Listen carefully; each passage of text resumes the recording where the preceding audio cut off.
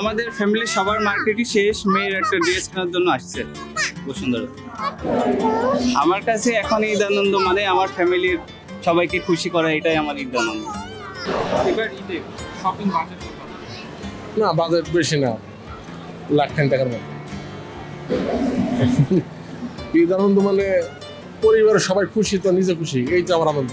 ওই যে আসছি সবার জন্য কেনাকাটা করতে পারছি, মার্কেট করছি, এটাই আমার কাছে আনন্দ।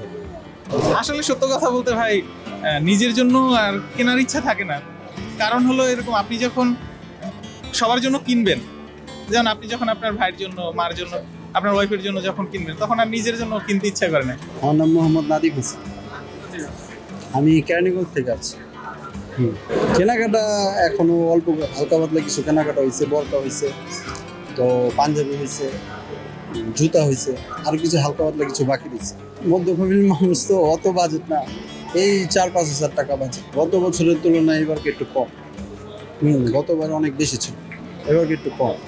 বাজেট কোনো ফিক্সড করা থাকে না, কারণ যেই সময় মার্কেটে আসার পরে দোকানে বাজেট করে আসি 3,000 টাকা, এটা ডাবলটা পছন্দ হয়, এবং ওই পছন্দের যেটা হয় ওইটা ছাড়া নেওয়াই যায় না, তখন বাজেট আলটিমেটলি ডাবল হয়ে যায়। বাজেট তো আর ফিক্সড করা থাকে না। আসলে এগুলো ডিফারেন্স করাটা খুবই ডিফিকাল্ট, কারণ সব তো এক্সপেন্সিভ জিনিসপত্র, এগুলো ডিফারেন্স করা খুব একবারে সহজ না। হ্যাঁ, ঈদের শুভেচ্ছা রইল, ঈদ মোবারক।